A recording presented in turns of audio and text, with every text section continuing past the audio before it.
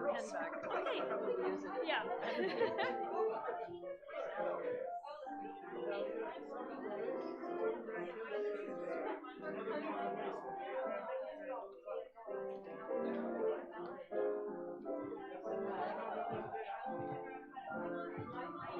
Testing, testing. 1, 2, 3. We're currently live. Live. Is there going to be a room for everybody to sit? We have more chairs.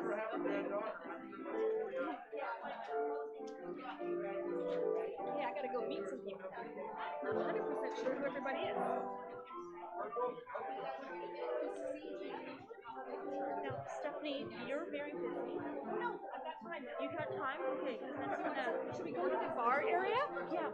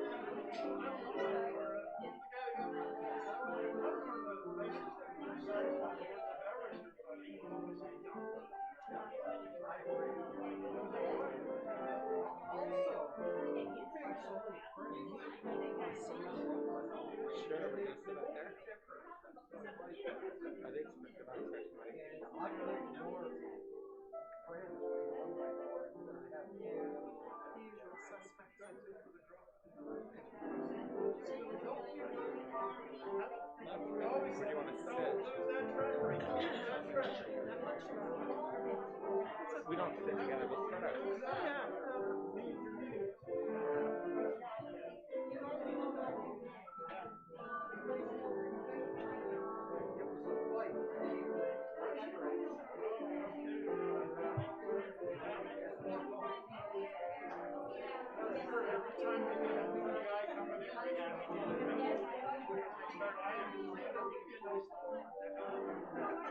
Why isn't that in the mic control, right? No, I think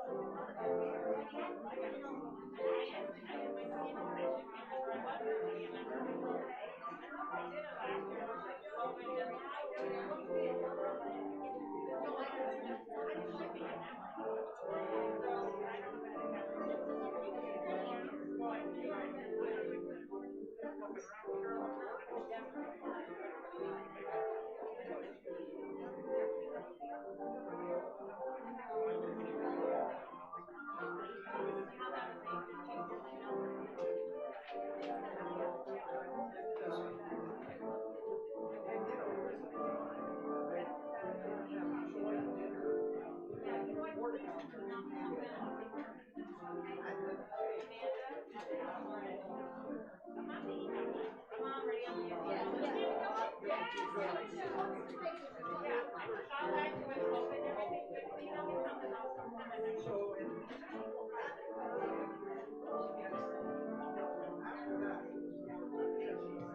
for coming, Amanda. Hi. Very good. You're doing great. Good. Yeah, so I'm going to talk to Leo.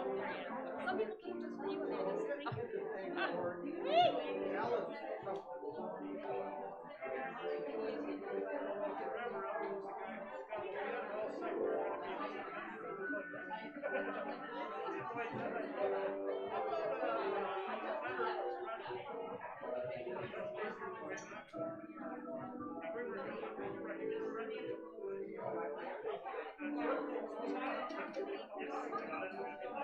He didn't last very long anyway.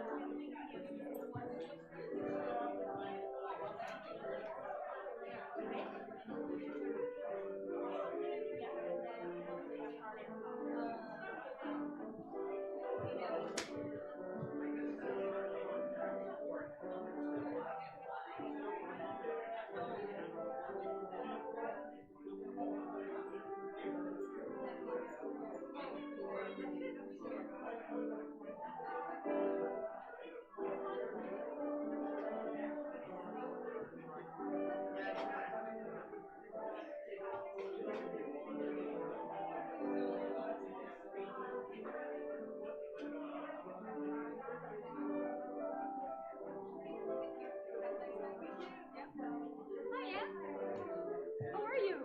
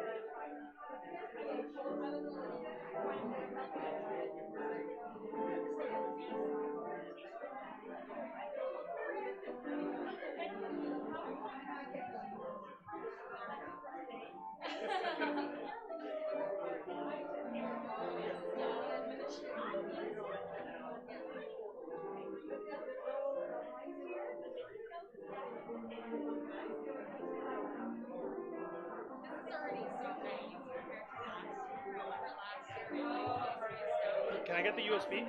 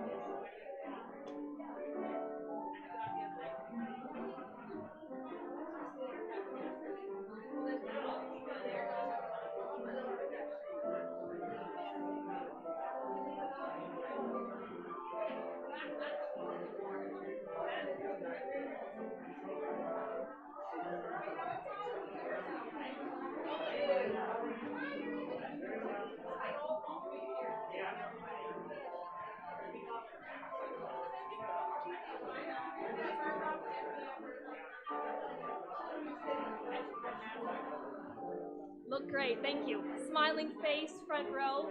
I'll be looking at you like, eh. Oh yeah.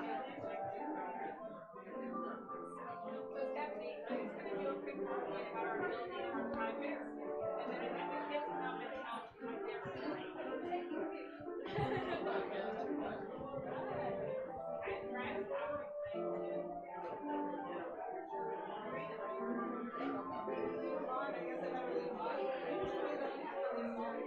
You look beautiful. It's happy to see your face.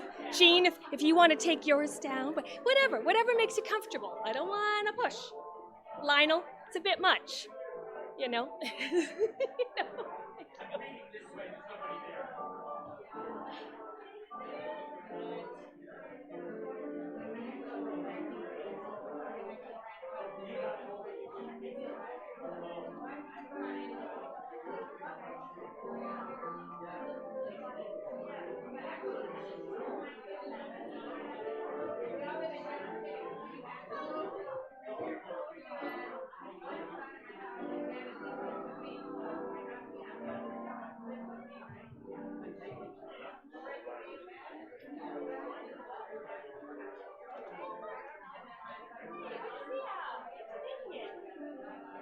So if we sit, we can take her back.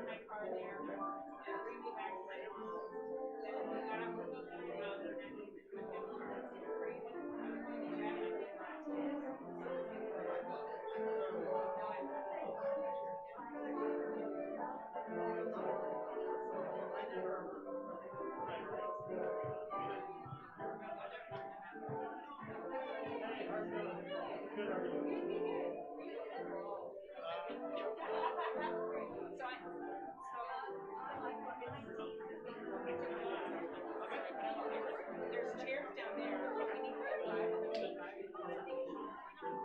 Okay. Oh, I didn't know.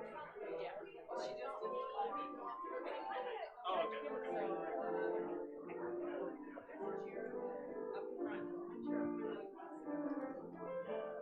Is anybody else from the camp here yet? Not yet. Okay. Not yet. I'm gonna have 5 of them here, so can I go back there with them and arrange 5 chairs together? Yeah, let's do that. Let's Yep, go we've got arrange about 5 1 chairs. minute. All right. Sounds good.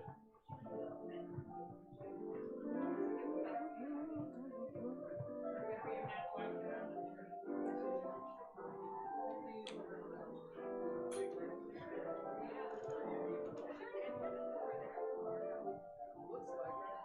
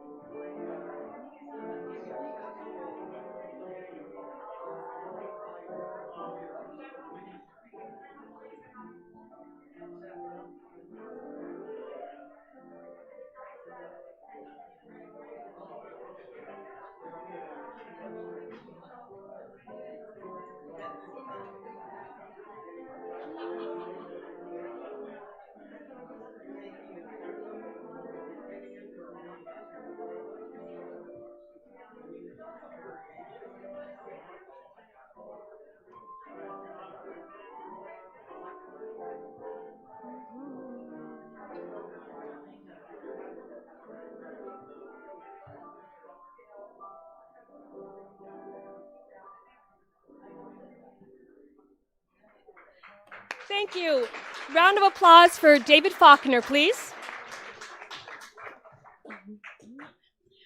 Thank you, everybody, for coming. I'm going to start the meeting. 7 o'clock. All right. So I'm going to call the meeting to order right now, like 7:01. Thank you. Round of applause for David Faulkner, please. Thank you, everybody, for coming. I'm going to start the meeting. 7 o'clock. All right. So I'm going to call why can I hear my own the meeting to order right now. I can hear my own voice. Thank you. Round of applause for David Faulkner, please. That's unpleasant. Thank you, everybody, for coming. I'm going to start the meeting. Doing that. As chair, I state that anyone who is not a member is welcome to attend this meeting. Why can I hear my own meeting to order right now? Tax deductible membership. I can hear my own before you leave. Thank you. Round of applause for David Faulkner, please. Donated and paid for your membership, so thank you so much for walking the door. Thank you, everybody, for coming. I'm going to start the meeting. Doing that. As chair, I state that anyone welcome everybody. This is welcome to attend. I know in-person AGM right hybrid. We are live streaming on YouTube channel. Thank you. Round of applause for David Faulkner, please. I know paid for your membership. Diana Kelly said she was going to walk in the door. Thank you, everybody, for coming. Speaking of you. Last year we were in the same room. I was standing over there. We didn't have the Steinway piano in the room, and we had our recipients, and we had it on Facebook. We had a bit of technical difficulties. Thank you to anyone who tuned in. So this year, okay, it's growing, and maybe next year, maybe no masks. Who knows? But so. It felt so good. And the weather was perfect. It was meant to be. It was meant to be. I had a formal speech prepared, and I thought, I was driving over, and I thought, I don't need this. The people who are here, you've come to so many of our AGMs in the past. You've been donors for years. I'm talking over a decade. Some of you have been supporting us. And when I was doing the fundraising letters, I was going over, I know who's donated, I've seen it. I just let you know, I appreciate you, I see you, I know who you are, and your support means so much to us. So thank you, thank you, thank you for showing up tonight. Thank you for coming out of your house. Thank you for, getting off the couch. I know it can be tempting to stay there and not get up. So just thank you for coming out. I know you're here because, you love WIA as much as I love WIA. And you also love the arts, and you love art events like this, coming together. There are so many people last year that in my bubble, you remember the bubble? We had to have a bubble. People in my bubble, they don't get it. I was missing so much, and they kept saying, what do you miss? I said, I miss art events. I miss gathering with people, shared experience. And they're like, oh, not me. No, I'm happy. Sitting on my computer, watching YouTube, watching Netflix. And I was like, what? And I just felt so alone. I felt like an alien. Like, what? So you are my people. You are my people. I feel like I'm home. In 2019, I spent so much time at show. I feel like it was every week, probably every month. But just took it for granted, the performances. I heard David Faulkner was giving a concert. I was there. Theater, the scattered ecstasies, just things we took for granted. And remember 2019, Carolyn's retirement? Huge gala event. The food, the drinks, you could walk, you could have conversation. None of us knew the storm that was brewing. I thought of that event so many times in the winter, thinking, yeah, okay, it was going to happen again. It's going to happen again. So, here we are. It's a new normal. We're getting there. We're getting there. And we're getting there together. So just want to say thank you. Yeah, it just feels good. And one other funny thing, I was doing the email, and it just struck me what a relief it was to write something, WIA's AGM is at show, and knowing that all of you would understand the words in that phrase, where the people in my bubble just blank. No idea what WIA is, no idea what show, maybe don't even know what AGM is. So I was like, okay, these are my people. They speak my language. Oh, I just wanted to see if there's a few more people coming in, so come in, go out. Oh, and I also want to say, just be comfortable tonight. you want to keep your mask on, keep it on. You want to take it off, take it off. If you need to walk out, get some air, you need some coffee and tea, some water back here, you want to just stretch. Washroom is just behind me along that way and to the left. That way and to the left, yeah. So yeah, please, just be comfortable. I'm just so glad you're here. Treat this as your home. We are home. We are family, in a way. So thank you and welcome. Let's begin. Yeah.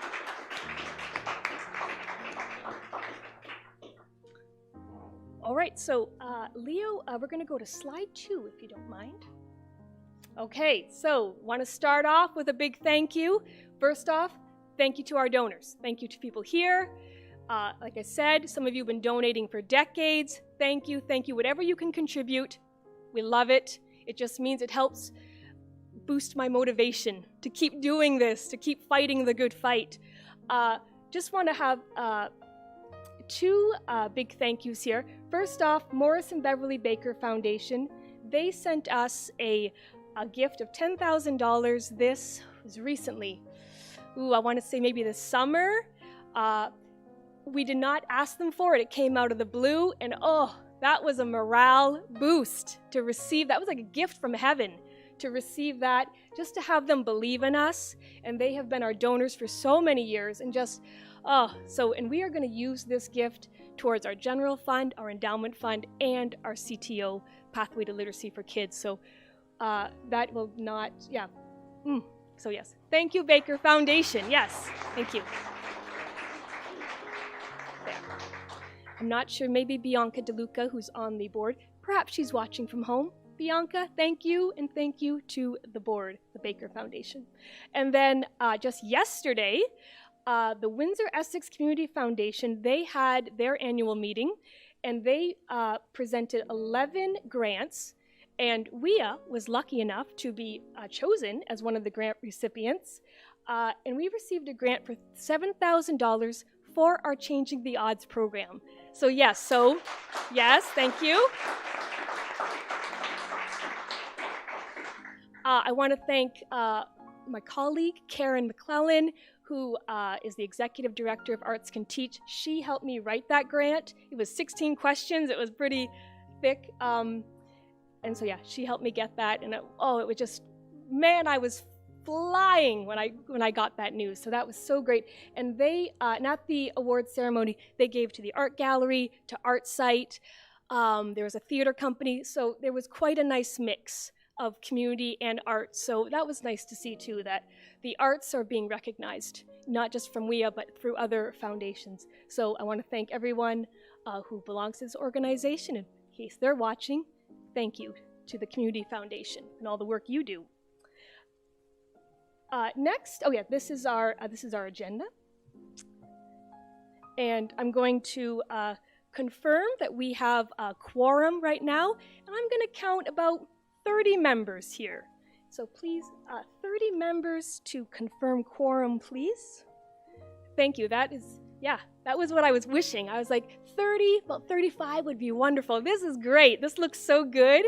This room is full, and it's getting a little. And I wore this bright orange, my WIA orange, so I'd be easy to spot. You can say, where's that girl in the orange jacket? So it feels good. Who knew it would be so mild today? Okay. Next, I'm going to move on to the approval of the agenda, which we're on. May I have a motion to approve the agenda as shown? Lionel, move. Seconded. Lynn, thank you. All in favor? Carried. Thank you. We're going to go on to slide number 4. These are the minutes of the 2020 annual general meeting when we had all our recipients in the room with us. Just going to wait for Leo to change the slide. It's okay. I'm glad it's you and not me, I just have to talk. Okay, so this is page 1. We'll go to page 2. There's our board of directors and officers, and then we'll go to page 3. I think there's a page 3. Okay. And then we adjourn the meeting. May I have a motion to approve the 2020 AGM minutes as shown? Anyone want to approve that? Mark Abraham, thank you to move to second. Oh, was it too fast, Anne? You wanted to go back? Check the minutes? Okay, well, they're good. Yeah, okay, that was, thank you for reading the minutes. You know, that warms my heart. Someone cares. So, yeah, I had to type that up, so I appreciate that you actually read that. So thank you. We're trying to read it. May I have a seconder for the to approve the minutes? Carolyn? Oh, nice, Carolyn. Nice to see your names on the AGM. All in favor? Carried. Thank you. Okay. Now we're going to go to the report of the awards and grants. This is in the email I told you, I have some exciting news. Some excitement is coming. These are the 3 key points I'm going to be talking about. Okay, so I'm going to get right in with the 2020 WIA Art Grant recipients. Completed project, let's see, I'm trying to think. Oh, slide number 6. Can we change the slide, Leo? Oh, thanks. Okay. So, so this was, just to remind people, we had our first virtual ceremony. This is in May 2020. And this is also contains some of the WIA and Mayor's Arts Awards recipients. There was us on our virtual. And then another slide, please, Leo. Okay, so just to give you an update on what's happening with these guys, we have some completed projects. Number 1, Letters to Grace. Could you show a show of hands who saw this either on YouTube or live at the Kaboto Club? Okay. Pretty decent number.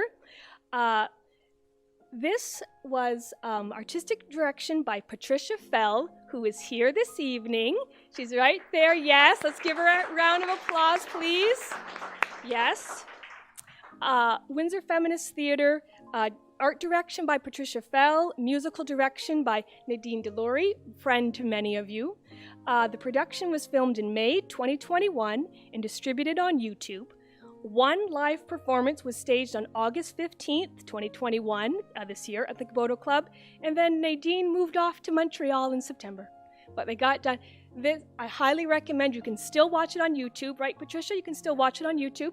Just type in Letters to Grace. Have some Kleenexes at the end. My mom, who's a retired nurse, we both watched it together. There's a surprise guest. Oh my gosh, I was crying. It was good. I was proud. I was proud of our actors, of our musicians, of the Windsor story. It will make you proud too. It's a great Windsor story. So thank you again to your team, Patricia. You knocked it out of the park. Next, we have Tracks of Our Years. This is a podcast. David Bergeron and Marilyn Lee Daigle, they had originally planned to do a book where they would have elders in the community listen to music from past decades and then tell a story about the music.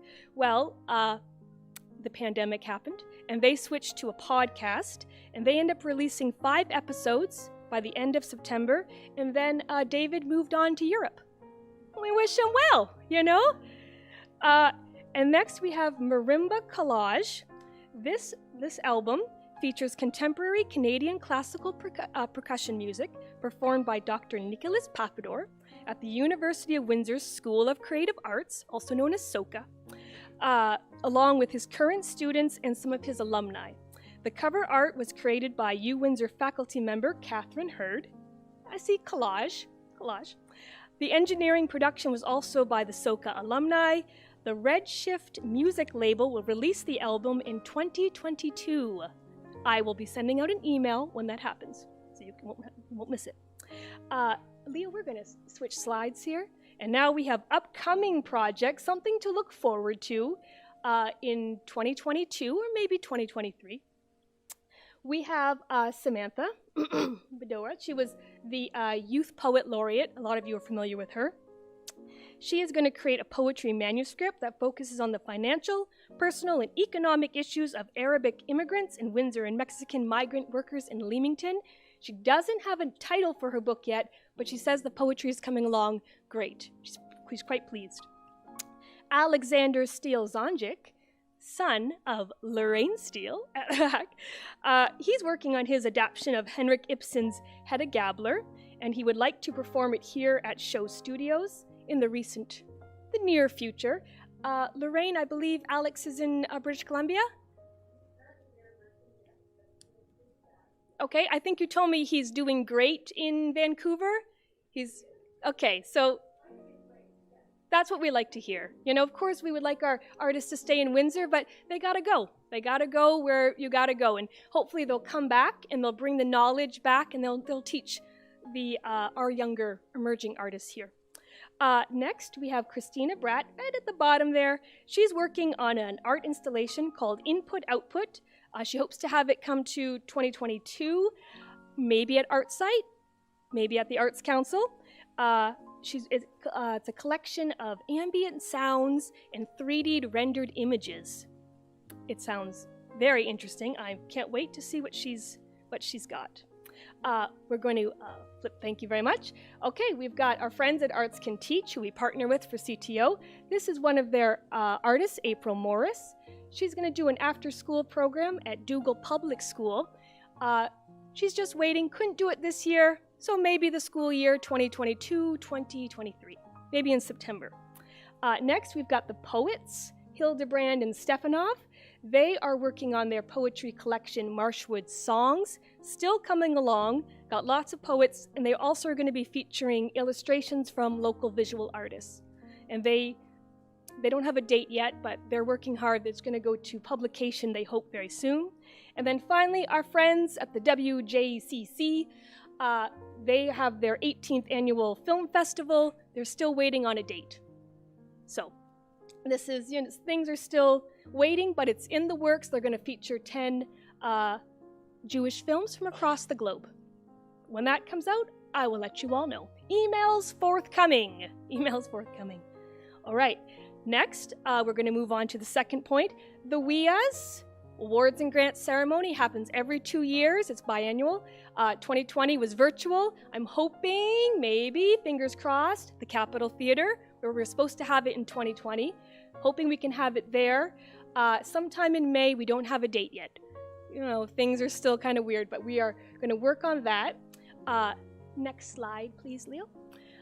Just to remind everybody, the awards and grants are going to have 4 leadership awards and 11 grants totaling $29,000. $3,000 each in, again, those are the 4 categories we have.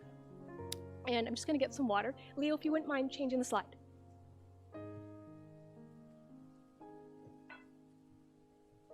So much exciting news that I've got to take a drink. All right. Application window is opening up in January, only a few months away. January 10th to March 25th. I believe that's a Monday to a Friday in there. And everyone's going to get it in the last week of March. March 25th, that's when they all start coming in. Last time I did it, I had 3 people at midnight, 11:59, and I think that my computer almost crashed because they were all coming in. So that will be, you can apply on the website. So if you know anyone, I will be sending out emails. Please promote it to your artists, to your arts organizations. If you know anyone you can think of to nominate for an Arts Leadership Award, please go on our website for more information. It's going to be a great time. I'm really, in my mind, I'm picturing us all together and really a nice kickoff to like, we're back, the arts. And what I love about WIA is we don't favor one arts discipline over another. We welcome everyone. It's a huge tent, so it is a great networking opportunity, and it's like a reunion. Like, hey, I saw you, and so if you haven't been to one before, and I know a lot of you have, come on back. It's going to be incredible. Yeah. Yes, it's going to be incredible. Yes. Nothing will stop us. Okay. And my final point, announcing a new arts grant. Okay, we have a new Emerging Artist Film Grant. Tonight's theme is film. Yes, thank you. Okay, so this grant came about because our Emerging Artist Visual Arts Grant is the most popular grant we have. We have up to 20 applications, sometimes more, and we were noticing in our last two rounds, so many filmmakers, thanks to our friend Amanda Gelman and maybe WIF, the great work they're doing at the university. We have so many filmmakers, people writing scripts, digital media, short films, like it's really expanding. So, and the last 4 times, I'm trying to think, except for last year, I'm not like 2020, Christina Bratt, she was a visual artist, like a painter. The rest have all been filmmakers. So we thought, let's give them their own grant so you don't have to have painters, sculptors, fiber artists, fashion designers competing with filmmakers anymore. They have their own grant. Now, we are not adding any more money. Instead, what we've done is that we've swapped out the Emerging Artist Community Arts Grant and we've replaced it with this one. And that's because it was never very popular. It was very vague. Very vague. What is considered a community artist? And for example, let me just see here. I wrote something down because I wanted to stress this point. So like, for example, on our website, for the emerging community artist, it says, increase community participation in the arts, broaden local access to the arts. Well, that can be interpreted many different ways. The applicants found it confusing, the jurors found it confusing, so less confusion. But we are still keeping the arts infrastructure, visual arts, actually it's the Carolyn Rourke Community Arts Infrastructure Grant. Yes, I think that's right. Or is it visual arts? I can't remember, I'm sorry. I may be wrong actually about that. But anyway, we still have a community arts grant for arts infrastructure, which is very popular. And that one, a lot of arts organizations apply for that one. So community arts still represented, but now we've got film grant. So again, and I want to thank Kim Nelson and my fellow director, Asil Musa, filmmaker herself, recipient of the Visual Arts Emerging Artist Award, or grant, I should say. They helped consult in this. They helped consult. But yeah, so Amanda, you had a little hand in this, you know. It'd be great if we were known for filmmakers. Why not? Why not? All right, Leo, would you mind, please? Thank you very much. Okay, on the topic of film, still keeping the night's theme, I would like to announce a new partnership. Oh, no, I'm sorry, guys. I have to do one thing. I'm sorry. That was the end of the awards and grants report. May I have a motion to approve the awards and grants report? We got to approve the report. Lionel, thank you for moving. May I have a seconder? Sally Blythe? Sally Blythe. Thanks, Flo. All in favor? Carried. Yes, there's some good news in there. Okay, and now to announce a new partnership. Leo, would you mind? Thank you. Okay, we're just going to leave it here. I won't say any more. This, I'm having trouble with time. I have lost my time markers. So this year, just going to say this year, sometime this year, Leo Cardelli, the man behind the computer right over there, co-founder of Gear House Windsor, and in his co-founder, Henry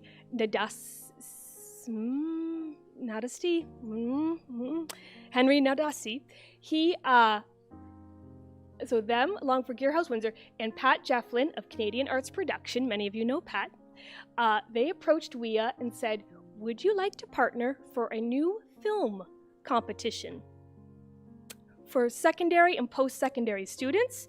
And we said, tell us more, perhaps. And I would now like to invite Pat Jefflin to the microphone to tell you more about this exciting film competition for young people. Please, come on.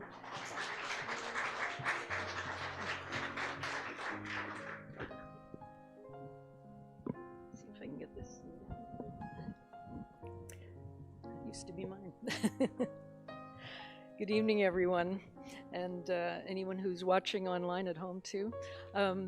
As Stephanie said, my name is Pat Jefflin. I'm president of Canadian Arts Productions and a filmmaker, and in another life I was a video journalist at CBC Television for almost 2 decades. So I'm really excited tonight to announce this new partnership that we have. We just signed the papers before the meeting started tonight. Canadian Arts Productions and Gearhouse Windsor have joined up with WIA to create an award that's going to be called the Rose City Film Competition. So our goal with this is to inspire and encourage the next generation of filmmakers in our region, and the region will extend a bit beyond Windsor, as you'll hear in a minute. And I'm so excited that there's an emerging film grant as well, because filmmaking is very expensive and difficult to do. And I think it's really important to get the next generation going.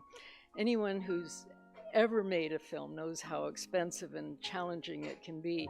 And gear is a huge part of that. I know because I struggled with this whole idea for years. Do you buy the gear and then you have it and you can go out and shoot anytime, day or night, 24/7, or do you make a plan and do you rent your gear? And it's always a problem, always an issue. You buy it, you spend all this money, and the next thing you know, it's out of date. So now we have Gearhouse Windsor that's renting equipment, and we have formed a partnership to help people if they want to rent. And I think actually I've come to the conclusion after about 20 years that it makes more sense usually to rent your gear so that you can stay current with the new innovations. We're really hoping that the competition will help emerging filmmakers to get established in what has to be a very long and arduous journey. And the sooner a person starts in their life, the better it is. So the Rose City Film Competition is designed for students, as Stephanie said, either in secondary school or in post-secondary schools. We didn't put an age limit on it, so if somebody went back to school and they're 85, they can, and it's, you know, they're beginning their film career, they can apply. But it's clearly an award for emerging filmmakers, and they're going to have to make a film. So to be eligible, they have to be living and attending a school in either Windsor, Essex, Chatham, Kent, London, Middlesex, or Sarnia-Lambton. We decided to expand it a bit outside of Windsor, but we're calling it the Rose City Film Competition, so Windsor gets center stage on it. We'll be promoting it this winter through the schools, the colleges, universities, and the media. Our dates are still to be determined. I can't give you exact dates, but probably we will be opening the window for applications just after WIA closes theirs at the end of March. And we will launch it with the help of WIA and the website. So that's a huge help for us in getting started with this. The filmmakers will have several months to create a short film, and I really mean short. There's a lot of self-interest in this, because if we have to look at 50 films that are an hour long, that's a lot of work. So we're accepting films that'll be short as 30 seconds or as long as 5 minutes. We're going to announce a theme for the film competition at the time that we launch it. And the awards in 2022 are going to be judged on basically on the storytelling, the quality of the storytelling. We want to keep the first one really simple. The deadline for the submissions is going to be late June. We'll spend the summer, July and August, doing the judging.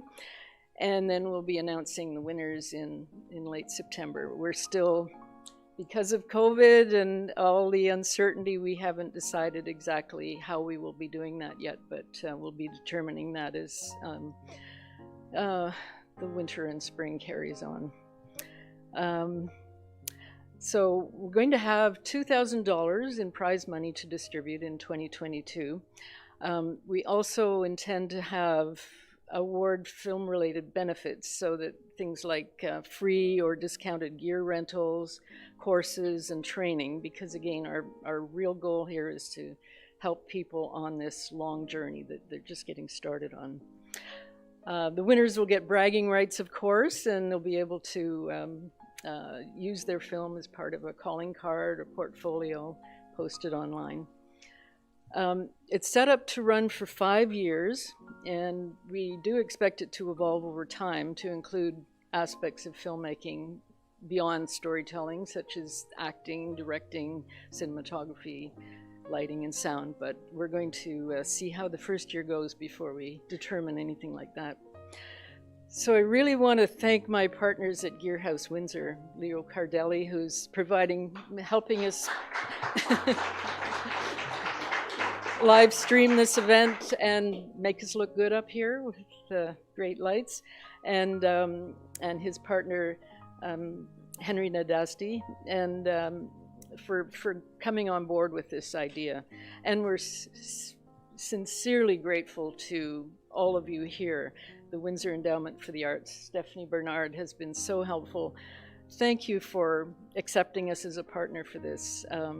WE is going to play a really important role here. They're going to help us with the online applications, with the marketing, and they're going to safeguard the money and help distribute the prize money.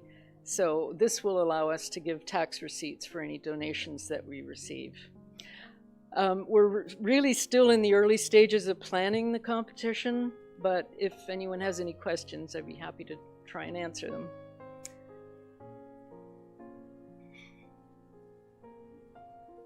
If not, then thank you very much.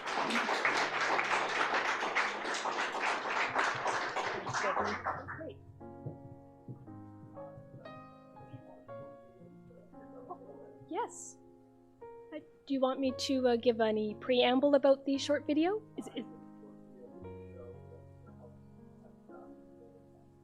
Okay, promotional video for Gear House Windsor, one of our partners, coming up. I'm excited to watch this as well.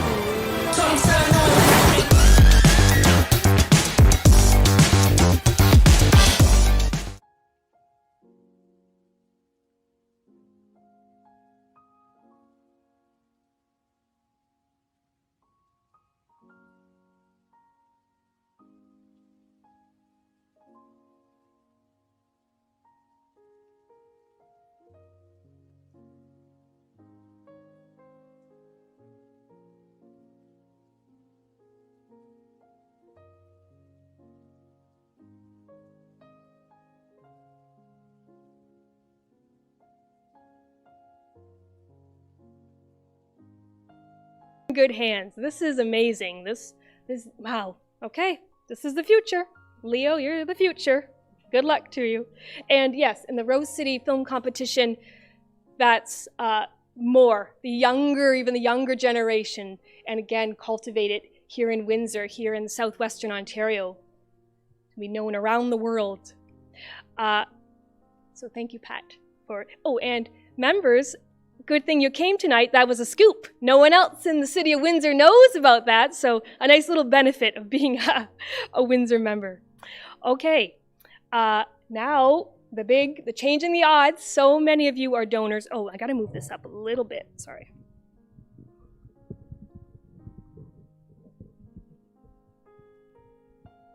Okay, Now you're going to see it says presented by Karen McClellan. And unfortunately, my partner in crime, Karen, who I do so much of my fundraising with, she could not be here tonight, and you're going to see why in just a second. I just want to say the first big announcement was what I pronounced earlier in the evening about the receiving that grant, that $7,000 grant, and thanks to your donations in 2020 and even some in 2021, we have now covered the $20,000 needed for this school year. We're good until June 2022, so thank you everybody. Yes, yes. That is a huge weight lifted because we still have the second half of the year to go after Christmas. So, thank you. So now we can just focus on preparing for the next school year because we're committed to 5 years, and how can we expand it? Other schools, other grades. So the future is looking so bright with this program. So I just want to go to the next slide. And like I was talking about, Karen cannot be here. I'm going to dedicate this section of the program to Karen. Karen, I don't know if you're watching this at home, but if you are, this is for you. So for those who don't know Karen, that's her beautiful face right there. She's the executive director of Arts Can Teach. And just last month, her mother died. Her mother, Kathy, had died. And Kathy, before she died, she was a donor of CTO. She got to see the great work that Karen did. And I think it's so beautiful how even though she was kind of in her last days, she still stretched out her hand, helped the younger generation, lifted them up, even as her strength was failing. There's my voice going. So we just want to say, I never knew her, but she was from Edmonton. She sounds like a lovely person. She gave us Karen. She loved music. She loved literature. And yeah, and she was part of the symphony. She was on their board of directors in the Prairie. Actually, I think I have it written down. Let me just let's say a little thing about Kathy. Let's see. She was part of the Grand Prairie Symphony, which I believe in Alberta. Grand Prairie, that sounds right, those who know. So I never knew her, but Kathy, Karen, this is for you. I'm holding space for you. This is dedicated to you. All right, let's move on because I got the eye makeup on. I'm not having the tears running down. All right, so changing the odds. We are committed to 5 years. We started last year, got cut short. We had about 3 months, but it was a good little pilot project, and we got to see and we got some great feedback from the time that we did have with the kids. Windsor Endowment for the Arts, we do the fundraising. Arts Can Teach delivers the program with the artist team and the school board. They provide the research and the schools. Next slide. A lot of you know this, so I'm just going to do a little overview. These are the two schools we are currently at this year. Begley Public School here in downtown Windsor and Queen Elizabeth in Leamington. We are focusing on drama, puppetry, and dance in the classrooms, in the kindergarten classrooms. The team teaching. I'm going to go to the next slide. Right now, you know how things are. The artists are still being zoomed into the classroom. This is an older class, maybe grade 2s, maybe a grade 2 class. I don't have any pictures of the kindergarten classes yet, but now that we're going for a full year, I am going to get you some pictures so you can see kind of what it looks like on the board, you know, having the screen like this, and maybe I'm the teacher and you guys are the student, maybe you're sitting on the floor with some craft. I don't know, but I can't wait to see some pictures to really fully visualize. But this is one of the Arts Can Teach team of the artists, so this is kind of an idea. And you can see the kids fully engaged. They love it. They love it. Anything that gets them out of their desks, they love. I see myself as a little kid there going, saying, yes, more please. Next slide. This is the artist team right now. Ainsley, Louise, Linda, Matthew. And next slide. To give you a little sense, I don't have a picture of what the class looks like, but I want you to just imagine yourself. You're 5, 6 years old. You're trying to learn English. And then this guy's on the screen. The teacher's here. And there's a little taste of what one of the team teaching looks like. So we got a little video from Arts Can Teach. I hope we have some audio. Matthew Remain quite a well-known puppeteer here in Windsor. Hi everyone, I'm Matthew Romaine, puppeteer Can we and do a little musician more working volume? in the Arts Can Teach program, with a little update on what's going on. This is in the only audio, it's as ELL loud as he kindergarten can get, classes that are but involved. The 8 you can lessons see the I'm bringing pictures. He's there going to are hold up a all book. based on the You book, can look at his The mustache. Gruffalo by Julia Donaldson. The teacher has been sent this book in advance of the lesson, so they've got their own copy. You may know the story. It's a great little story that takes place in the deep, dark woods. And it involves a little mouse who goes through a walk, and just about everybody he meets wants to eat him. He introduces the vocabulary that will be used that day. Yeah, can you repeat after me? Fox, mouse, underground house. Very good. It's good to have the mouse from the story there helping out. It really brings the lesson to life. We read this much of the story the first time. The second lesson, we read that much plus a little more. Third lesson, that much plus a little more. And this way, the repetition of the story, the kids catch on to what's going to happen next. They're able to repeat the story out loud along with you.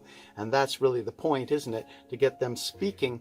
And it's also written in rhyme. Where are you going, little mouse? Come for lunch in my underground house. You see, you were going to say house along with me, weren't you? Of course you were. That's how rhyming works. In each lesson, the same sequence of events takes place. We meet the mouse, we introduce the vocabulary of the day, we read the story as far as it goes, remembering and speaking just as many of the words as we can. And there's a lot of call and answer, repeat after me kind of thing, stopping and starting. Wouldn't it be nice to have a puppet to go along with the story? So in the first lesson, we all stop and we make the fox puppet. They are able to cut out and color and stick onto a stick their own fox puppet. So we're ready to do some reading again, and this time they have a puppet to use as they speak the fox's words. I should mention that I spent some time with these teachers in a PD session, and I sent them a bag like this. It's a kit that has everything they need to make this puppet. And indeed we did. We had a wonderful workshop where each teacher made their own special mouse puppet. Thinking ahead to this, you see. Now they've got their own, but it's hidden in the classroom. So when it's time for this mouse to pay them a visit in their class, we put it into the magic container there. And don't forget, we have to put the lid on. There it goes. And then we sing our magic song. La, la, la, la, la. Get some music involved. The mouse's theme song. Ooh, lo and behold, what's happened? The mouse has magically disappeared from, where is he? Well, he's in your classroom, and the teacher finds him in his hiding place, and the identical puppet then takes over in the hands of the teacher. The puppet has a question of the day. I think in the first lesson it's, why did the fox run away from the mouse? Students think about it and give their best answers to talk about the story, and then we take out our puppets and we have a final read of the story as far as it goes that day. In the second lesson, the owl, the snake in the next lesson, and finally we make the Gruffalo, of course. Now we've heard about the Gruffalo and we've learned to describe him, and by the time we make the Gruffalo, the students can say by heart what he looks like. He has terrible tusks and terrible claws and terrible teeth in his terrible jaws, orange eyes, and his tongue is black, and he's got purple prickles all over his back. So the rhyming really helps, but we've said it 100 times by then. They know that off by heart, and they can point to all the parts as we go through the story from then on. We never make a mouse puppet until the very end, because the teacher has the mouse puppet and I have the mouse puppet.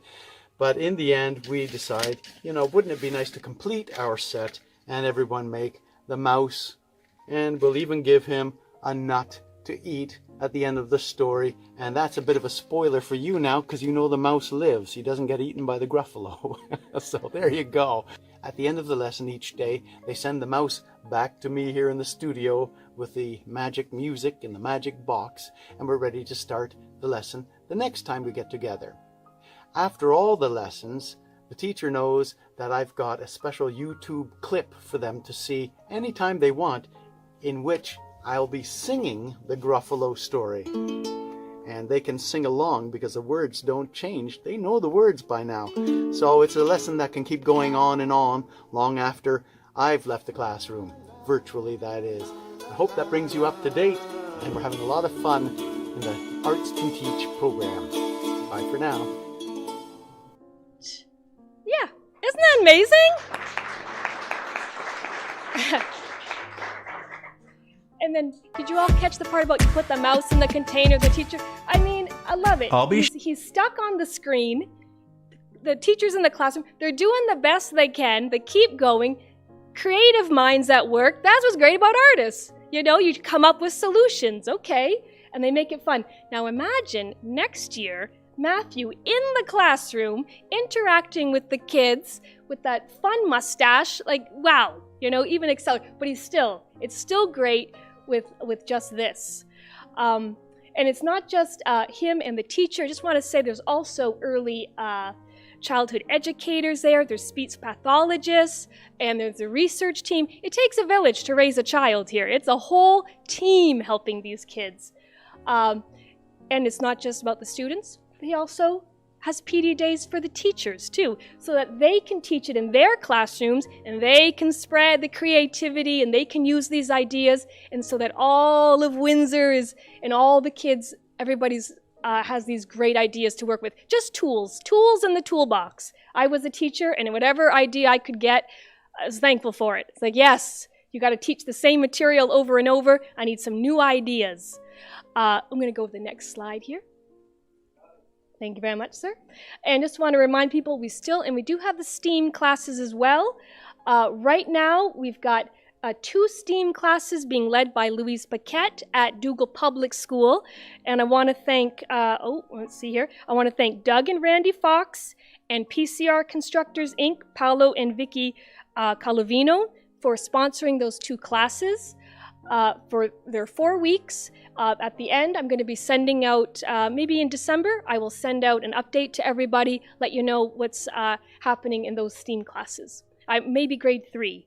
And what they've learned, I'm super excited to find out as well. Louise is great. She gets a lot of great feedback, dance, movement, and yeah, I'm sure many of you have worked with her. Louise is quite well known in town. Just do one more little slide just to kind of show you, just to give you an idea.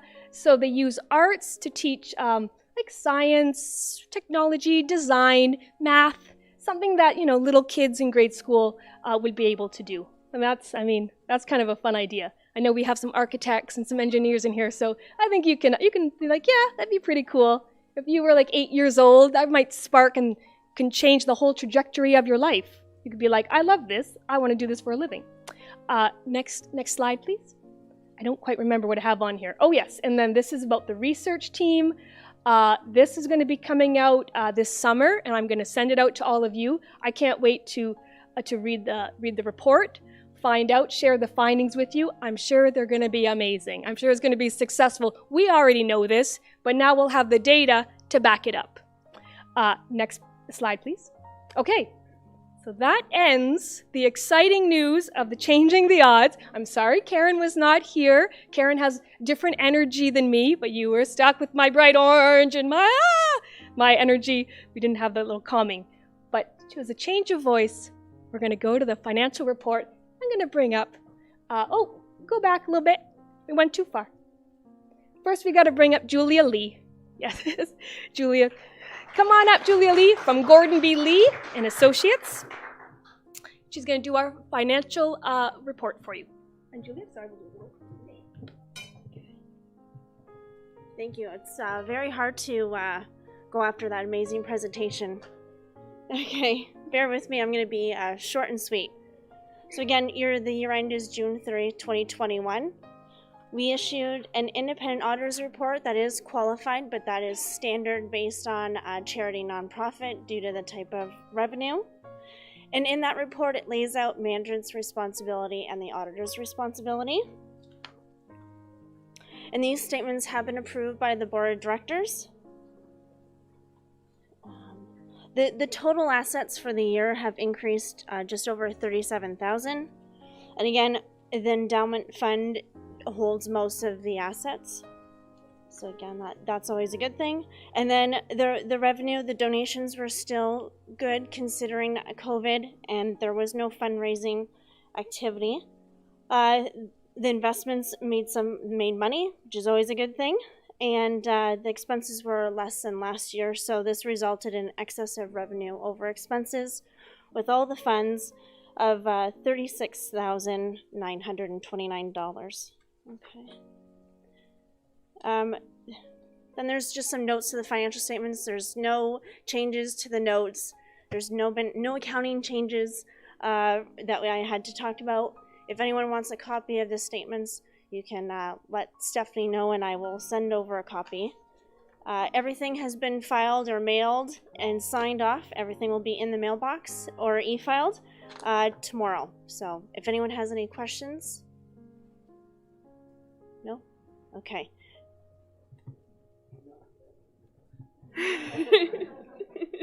Okay. Thank you.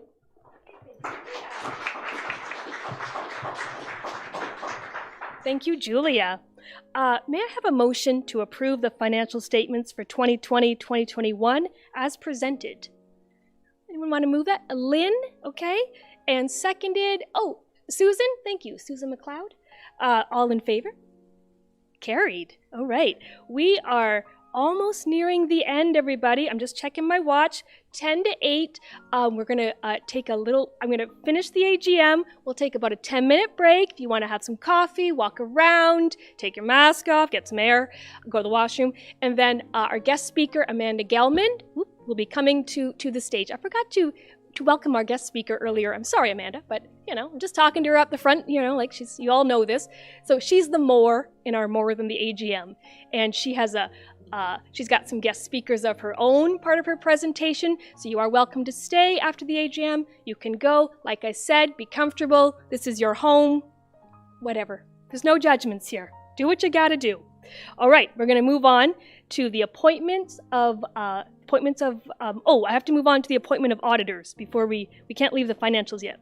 May I have a motion to appoint Gordon B. Lee and Company CPAs as the auditors for 2021-2022? Mark, I think sometimes you do this. Mark, thank you very much. To move a seconder, Bill Wright. Thank you very much, Bill. All in favor? The auditors, thank you, and carried. Okay, now, confirmation of acts of directors and officers. I would like to invite our secretary, Florine Dimubandi, to the podium to read the confirmation.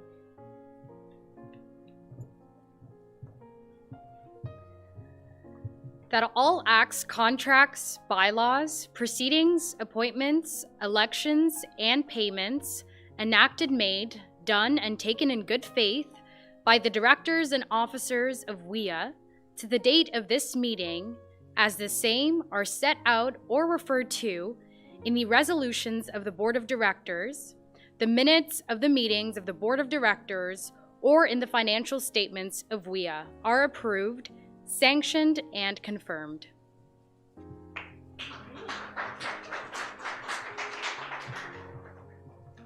Well said. She performs. Can you tell she's been on stage? Yeah, she sings. And she's going to be singing soon with the Broadway Bunch. I'll send out an email. So yes, yes. Yeah, they could hear you at the back of the room. So we love that. May I have a motion to approve, sanction, and confirm the acts of directors and officers as read? Thank you, Ann Winterbottom. Seconded. Shirley Williams. Hey, Shirley. Good to see you, by the way. Seconded by Shirley Williams. All in favor? Carried. Okay. Next slide, please. Veronica. Okay, recognition. Don't worry, she is not dead. Don't worry. I know, I was making this and I was like, ooh, are they going to think she died? Recognition of departing directors. In October, Veronica Mogur Odie. Mog your Odie. Mog your... Mog? You're going Moj? Mogurodi? Oh, Veronica. I just called her Veronica. Stepped down after serving 4 terms on WIA's board. In that time, she made many contributions. Just going to read them right now. She was a member of the Executive Committee and Legal Finance Committee.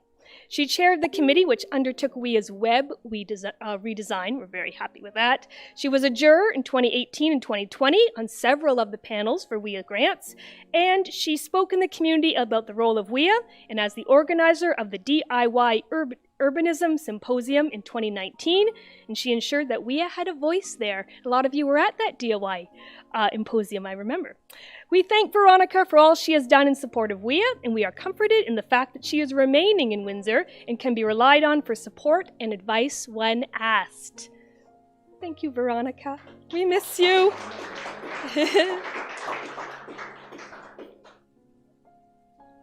Okay, now, I'm excited. Board of Directors and Officers for 2021-2022. Are there any nominations on the floor? Okay, nominations closed. All right, thank you. That's right. I honestly don't know what I would have done if you would have been like, yep, I want to be nominated. I'm like, it's not in my notes. I don't know. Okay, so I'll just name off the list. I don't know, should we stand? Do you feel like standing, board, or would you not? Lionel, your call. What do you think? You feel? We'll just sit. Okay. All the board of directors are wearing the name tags. And for the board, I would like us to get a picture during the break. So don't run off too far. Okay. President, Stephanie Barnhart. First Vice President, Lynn Watts. Second Vice President, William Wright. Treasurer, Ann Bennett Winograd. Secretary, Florine Dimubandi. Director, Susan McLeod. Director, Dorian Moore. Director, Asil Musa. Director, Emmanuel Richer, who's in the south of France right now. And I know, tough. Director, Lionel Walsh. There's a nice, even 10 of us. I want to talk about my advisory committee. We've got financial advisor, Mark Abraham, legal advisor, Tom Porter, and our management advisor, Leona McIntyre, who is retiring in like 45 days. May I have a motion to accept the slate of directors for 2020-2021 as presented? Who would like to move that? Shirley Williams, thank you. Seconded. Oh, you're getting tired, are you? Dorian Moore? All in favor? Carried. Okay. Anne's telling me we did something wrong. So wait. So Dorian. Okay. Well, that's good to know. Okay. Wait. So who moved it? I forget. Shirley. Okay. Who's not on the board? Okay. So we need a new seconder. Okay. Can I have a seconder who's not on the board, who's not wearing a name tag? Sally Blythe? Okay. Thank you, Sally. So, Flo, you'll change that name to Sally Blythe. Okay. Learning. Always learning. Is there any other business? Good, excellent. And then closing remarks. Again, just thank you everyone for coming. Thank you. I'm so happy you made it out. You supported. It felt like an old-time AGM. You gave me energy. I hope I gave you energy. Positive vibes. Good for your immune system. I hope you leave here feeling better than when you came in. And there's still more to come. Amanda Gelman's going to come up and talk about the new film center coming downtown, Victoria Avenue. A lot of us are super excited about that. So I look forward to hearing what you have to say. May I have a motion to adjourn the meeting? Lionel Walsh. Thank you very much. This meeting is adjourned. Thank you, everybody. Enjoy the rest of your evening. Thank you. Okay. It's exactly 8 o'clock. About 10 minutes. Okay, 10 minutes, and Amanda, you can do your thing, and she'll be up here. 10-minute break, everybody.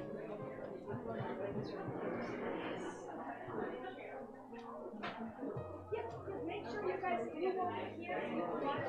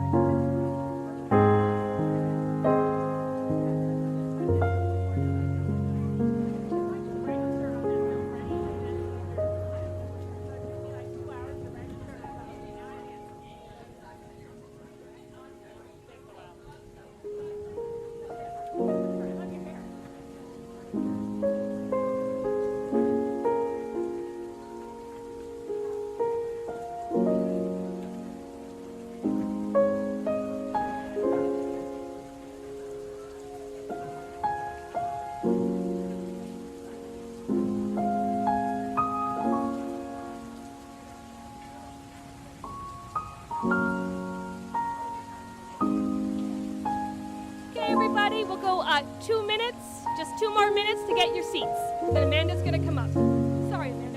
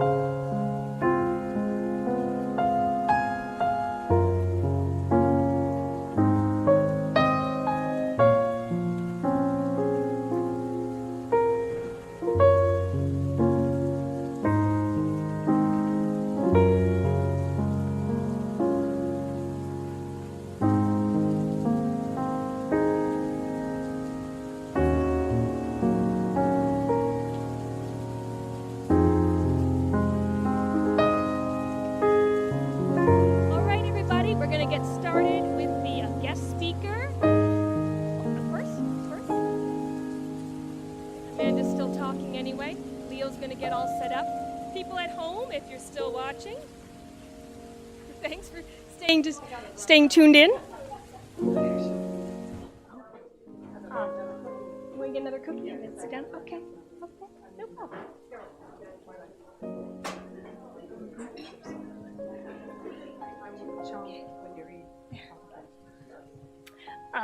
Leo, you give me the thumbs up when you are ready to go.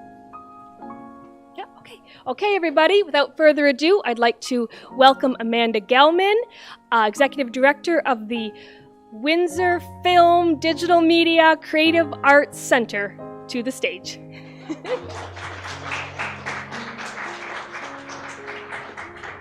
Thank you very much. I'm very excited to be here. Just a correction on the title. The title is President, probably Acting Executive Director. It's a volunteer role, so like many of you, and it's become a full-time role, even though I also work full-time too. But this is my passion. I just love it, and we started, as you can see, in 2011, and this is actually our 10th anniversary year, which we did nothing with because of COVID. We decided just to let it pass and maybe celebrate our 15th anniversary year, because we may be in our new center by then. But I'm very excited. I have some guests with me today, and I have known some of them for 10 plus years. Some of them are newer, but they're all staff and or employees, former campers, all of the above.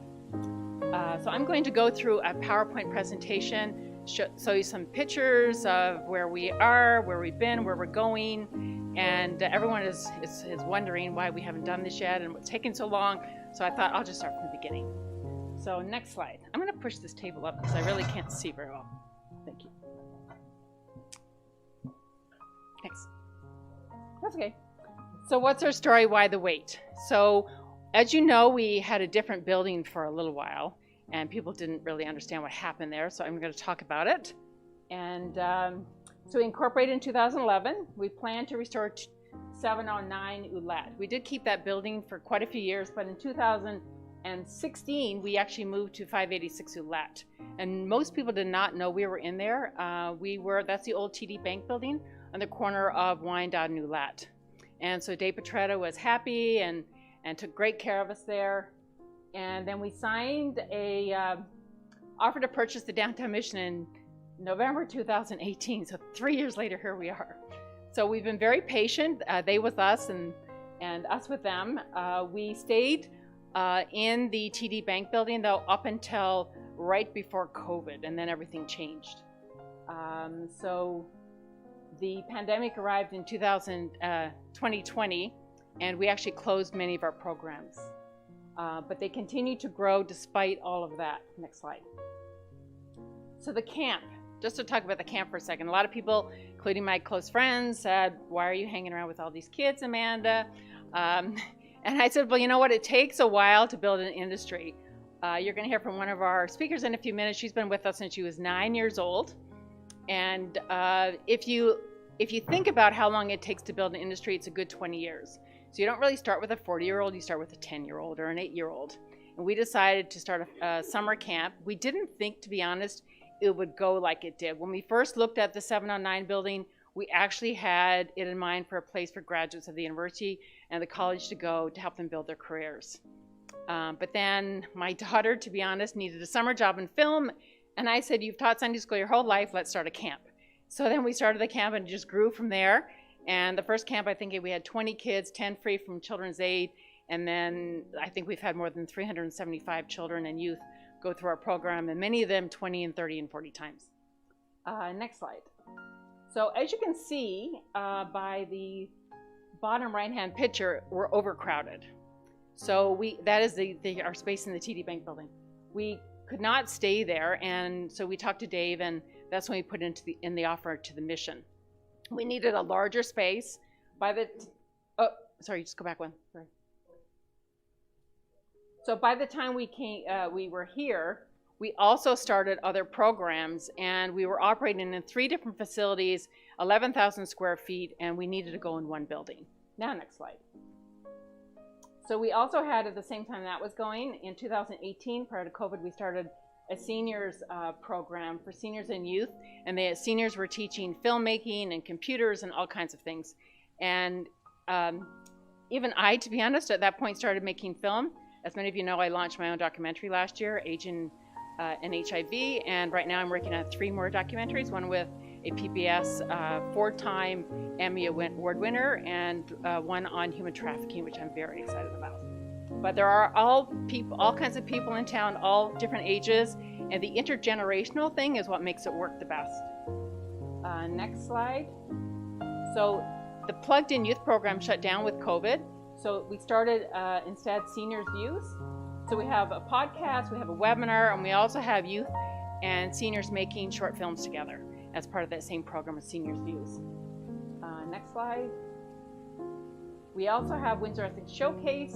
We were doing film contests, actually, and I might want to talk about Pat about that later, because we were doing film contests, and we did have cash awards, but then that kind of fell by the wayside with COVID. So then Mike Statsko called from the university, and Ian Smith, who's on our board, CFTV, and then we got together and we created a TV show. So now we seek local short films, and then we have them on on CFTV 3 times a year, and we're about to launch a kids TV show, which is also films made by kids. Next slide. I'm going fast, so we have time for you. And then we also had Hub 691, and we closed that with COVID. We had 14 startup film companies in a hub, and we were helping them free advice on business and marketing and budgeting and all kinds of things like that. And with COVID, because they didn't really have leases, permanent leases, it was month to month, they all went home, mostly because we told them to. They didn't have a lease, they didn't need to be paying rent, they could go home and operate. So we did close down the hub, and then we developed master classes online. And so they're going strong right now, just more or less getting started, because we didn't start them in 2020 because we thought COVID would end soon, so we did start them in 2021. And we have our Master Shot Summit, which one of our people tonight is working on. This is something we've been talking about for years. We wanted an in-person conference. We did apply for a grant back in 2017 to do this, a live conference. We didn't get it, but then we applied for a grant to do an online conference this year, and we got it, so that was great. And we have 40 speakers over 3 days, 24 hours. People can log on and off as they want. The cost to join for students and startups is only $25 for the entire 24 hours. And so it's 24 hours again over 3 days. Usually when I say 24 hours, people think it's a 24-hour film clip, but it's not like that. We have Friday night, Saturday 9 to 9, Sunday 9 to 9. And I think we have registrations from, because our target area is Southwestern Ontario now, not just Windsor. So we have people from Sarnia, Chatham, and Windsor attending the conference. We don't have very many out-of-towners, which we thought we might get because of the online capacity, but we didn't get that, which is fine. That's not our market group. And as you see at the top there, windsorfilmmaking.com, if you're interested in finding out what we do afterwards, that is our website. If you know of anyone that wants to attend the conference, they just can find that on the website. We also have a project going. We work very, very closely with the University of Windsor and St. Clair College. We actually have hired, I think the number right now is 70 to 75 graduates and students in over 100 jobs. And so we work, again, the media, communication, film and media program at the university. They're our main referral of students and graduates. And we've sort of, but we're not officially become somewhat of a feeder school to them at the camp. So 2 of the speakers tonight actually came from our camp and went to that school. We do, during the camp, do tours of the University of Windsor program as well as St. Clair College program because they're downtown. And one of the reasons people say, why are you waiting for that building? The mission's never moving. And one of the reasons was we wanted to be close to the university and college downtown. But in the meantime, we also started a program. It's a 12-month skills development program. We're not targeting the same market necessarily as a college and university. We're going after more second career persons with disabilities that maybe prevented them from going on to post-secondary school. We have all different groups of people that we've targeted beyond the high school graduates, even though we may get some high school graduates too who decide they don't want to go to a 4-year university. But we, as you see there, have $10,000 bursaries. So we as the center have $250,000 we're giving out this year in bursaries, to $10,000 to 25 youth or adults who sign up for the program. There is a filtering process, an application. They have to qualify income level, and they have to be an underrepresented group in the film industry to get the scholarship. or bursary, I should say. And as you can see, it's sponsored by government. And the same time, we also have paid internships for 50 students at $700 to work in local businesses, and 35 paid mentorships for people to mentor people looking to get into the industry. And so it's going quite well. Next slide. So our final offer with the downtown mission. So I said we signed, we made an offer to the mission. Their board, I made the offer in November of 2018, and their board approved it at that meeting. But the whole time, either party had a 30-day out clause because the mission did not have a home. So finally, I went to Ron and said, I don't know what to do because I'm sitting on a grant that I have to give back if we don't buy this building now. And so we finally signed the papers. So 2.5 years later, it'll be 3 soon. Next slide. We announced our grant.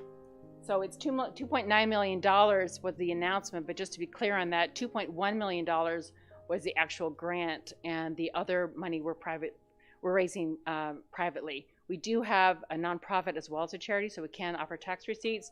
And many of my clients, to be honest, are businesses who've funded all of the work so far, because we're just starting to do the fundraising.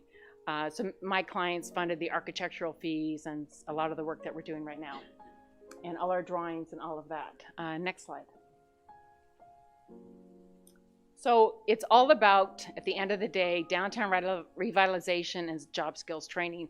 Our mission is to grow jobs and talent in the region. It was in Windsor, Essex when we started, but now it's regional.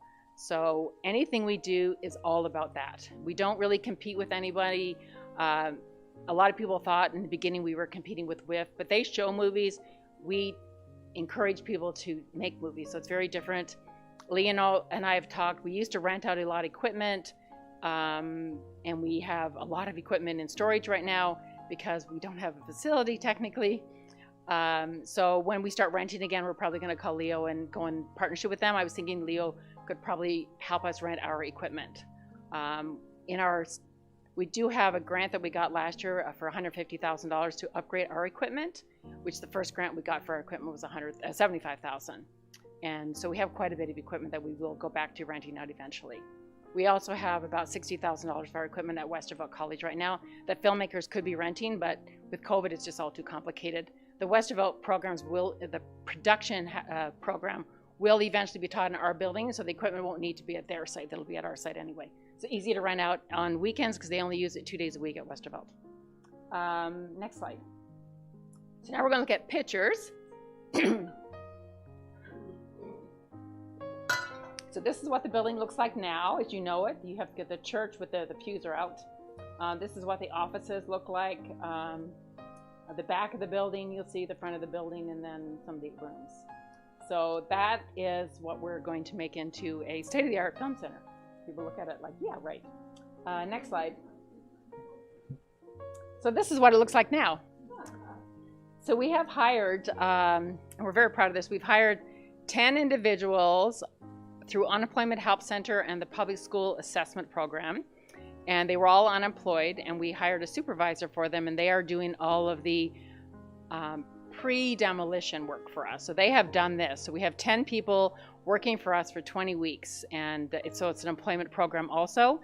The irony is quite a few of the people doing this really want to be set builders, so they're learning a lot. Next slide.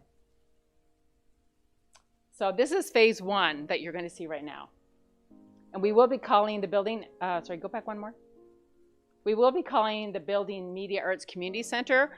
Our nonprofit is the Windsor Center for Film, Digital Media, and the Creative Arts, which is a mouthful. But our charity is Media Arts Community Center and Museum. And if you take off the museum part, it's really nice as MAC. So we will be called the MAC or the MAC Center or something like that eventually. Next slide. So the lower level, which is the picture that was on one of the first slides in the bottom left-hand corner with a table and a refrigerator, this is going to become that.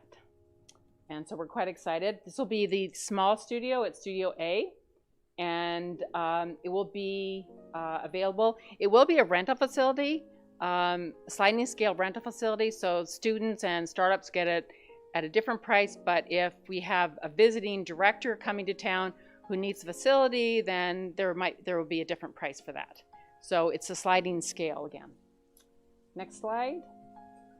This is the lower level where they currently feed people. So if you've seen pictures in the Windsor Star of the feeding area, so this is that room. It still will have the kitchen. It'll be a multi-purpose room. It can be used for networking events, teaching events. The shelves will be filled with games and videos for people to either watch or play board games. It'll be social. We'll probably teach our seniors and art programs, seniors and youth art programs down here.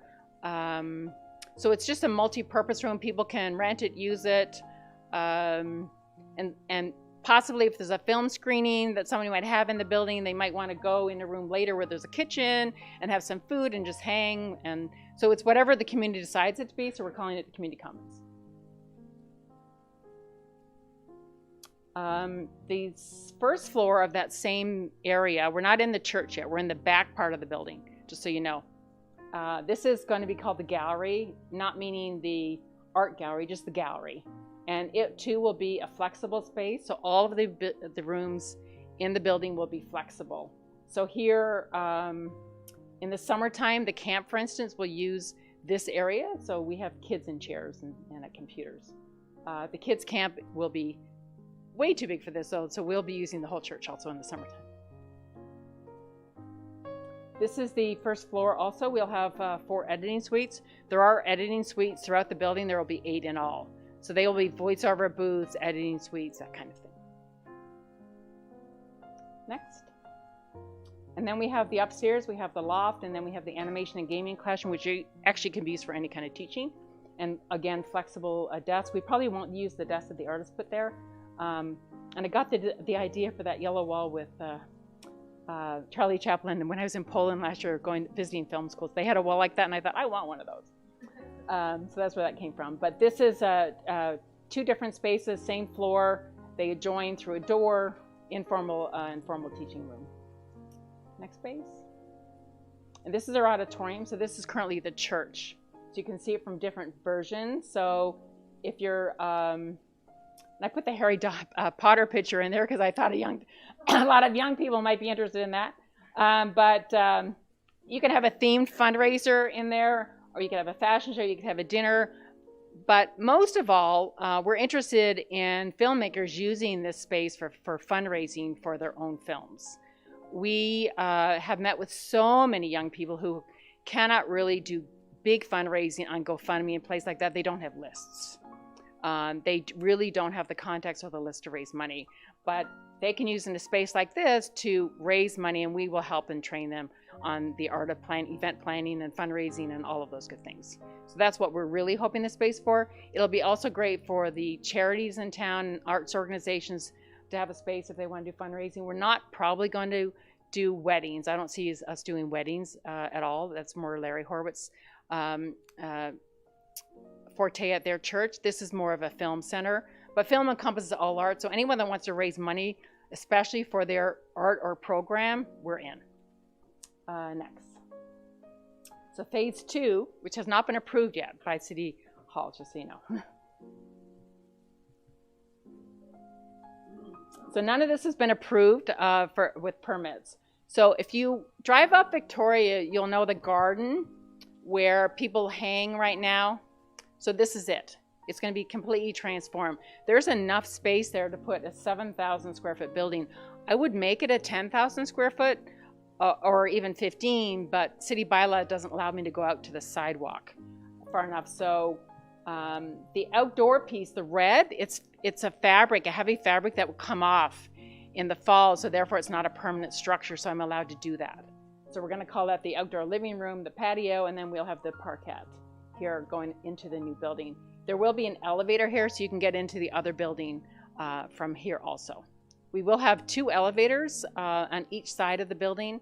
The Mission, which is one of our draws over the other building that we were looking at, was already accessible. They got a grant in 2017 to add a lobby with an elevator and everything. And one of the things we were doing at the other buildings, we were turning down people because we didn't have an elevator. So I was really happy when the Mission, that was one of the big draws there.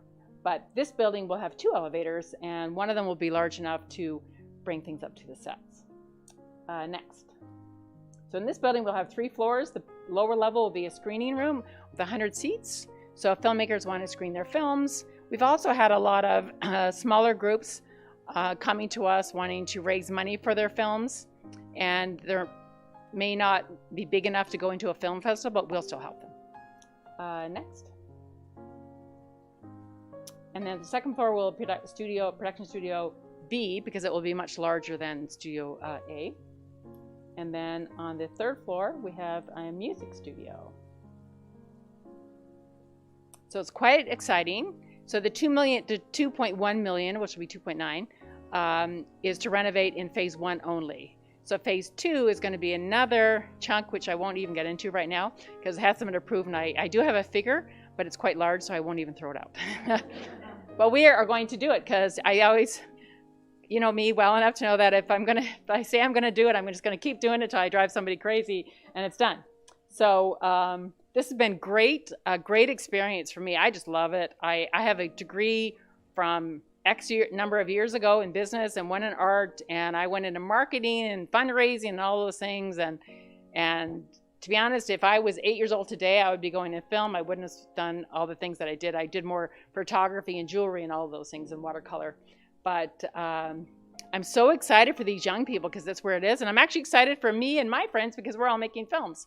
I am friends with about 25 people right now in Ontario that are over 60 making films. So it's quite fun. We're all networked together and it's really fun. I went to a film festival in Hawaii with my husband in 2018. We were there on vacation. And everybody at the film festival who was over 70. And I was in my late 50s at the time. And I said to my husband, this is crazy. I said, we're talking about in Windsor teaching 8-year-olds how to make film. If I can teach an 8-year-old how to edit a film, I can teach myself. So that's how it all got started, and here I am. And so now we're going to, next slide. So the real stories, though, is helping the next generation. Because eventually I'm going to retire, we're all going to retire, but they're just getting started. And we have, next slide. This is a small grouping of all of the people that we're working with right now. Every person on here has been an employee at some point in time of the Film Center, I think. Yes, I think so. And they are, many of them have been to camp. Then they went on to the University of Windsor Film School, which are very proud about. A lot of our 30% or 40%, almost close to half in 2018 of our staff were former campers who attended camp. They went on the tour of the University Film School and the St. Clair College Mediaplex. Then they went to university for a film, and then they came back to work for us in their 3rd year. So it's been amazing, just amazing for us. Okay, so Courtney, you're first.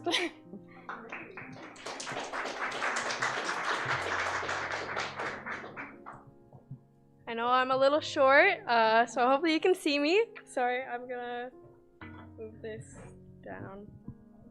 I think so. There we go. Alright, so I'm the blonde one, Courtney up there, but I have pink hair now, just a little recognition there. But yes, hi, my name is Courtney Spoyala. I just graduated from the University of Windsor with my Communications, Media, and Film degree. So I'm really excited to get into the workforce, but let's talk about a little bit what brought me to where I am now. Like Amanda said, there has been a handful of us, actually a lot of us, that attended the camp to start working for her, and I am probably one of the first people to do so because I think it was 2013 is the 2nd year that the camp started, and I showed up and I was like, I don't know what's really happening.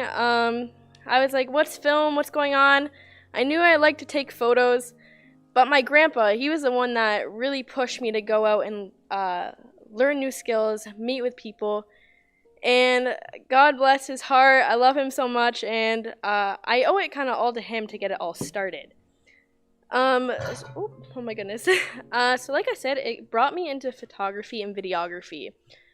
And when I started at the camp, it was kind of like this new like era of myself. Like being a teenager, you're so nervous to try new things and meet new people, and it's definitely brought me to have this sense of confidence now, that I could say at least. I know it's been a bit because of COVID. I haven't done a lot of public speaking, so mind that for now. But yeah, so I went to the camp for I think 3 years, and I took a break because I felt like, oh, I can do this on my own. I can teach myself, but it wasn't the same. So I graduated high school, and I was just like, no, I need to get back. I need to get back into the film world. So I applied to be an instructor in 2019, and thankfully I got it, and it became a home for me. Like I've made tons of memories here. I've met tons of great people here. I've made a lot of connections. And there's actually a lot of kids that I look up to myself because I can see myself in their shoes when I was younger. It's pushed me to be like almost like a mentor for them, but they're almost like teaching me as well. Every single class I teach, every single like lesson I make is teaching myself. So yeah, I met a lot of great people that I could collaborate and network with as well. Like we have here Dimitri. I've known Dimitri for such a long time. I think since I was 15.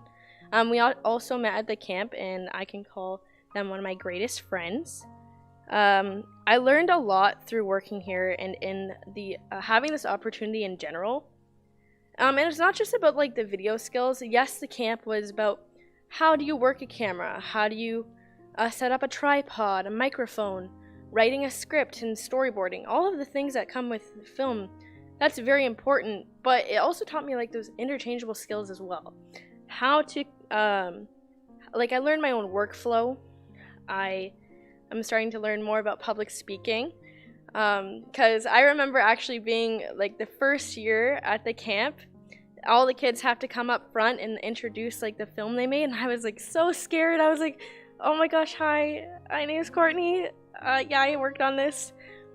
But it was something that taught me so much about myself, and that just because I'm 5'1" doesn't mean I have to be so quiet and sit back. No, I can be this big voice if I really wanted to. So I really owe the camp for that. And it's also taught me how to reach out to different companies and brands. Right now, because I just graduated, I'm still trying to figure out what I kind of want to do, in a sense of talking with companies and possibly even starting my own in the future. But it's brought me to a sense of, I would call it like professionalism or something like that. And like I said, the more you do something, the better you get. And it's exactly how it is for working at the center for me.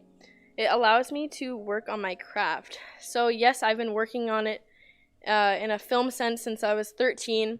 Every summer I've done a couple March break camps as well. But that learning doesn't just come straight for when you're a kid.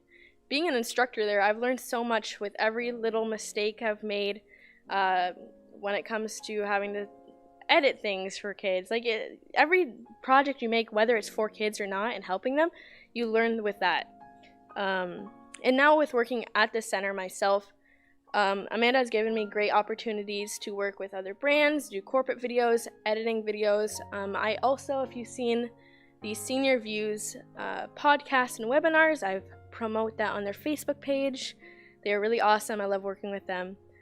And I'm excited to see what comes with it. Along with the mentorship program they have that Amanda mentioned, I can always come back to them and know that they'll always help me if I need it, whether if I'm working with the center or not anymore. And the center has answered a lot of my questions and what I wanted to do with my career. I know I a little redundant with what I said, but with a lot of people that graduate from the college and university, whatever it is, they don't really know what their next step is. I have this grounding sense of self that I know I want to go into video production, editing, and they help me reach out to build my portfolio, meet others, and have the confidence for my future. I don't have this sense of like, I don't know what to do with my life. Oh no. No, I'm very structured in what I want to do. And yeah, I think that's everything. Yes. Thank you.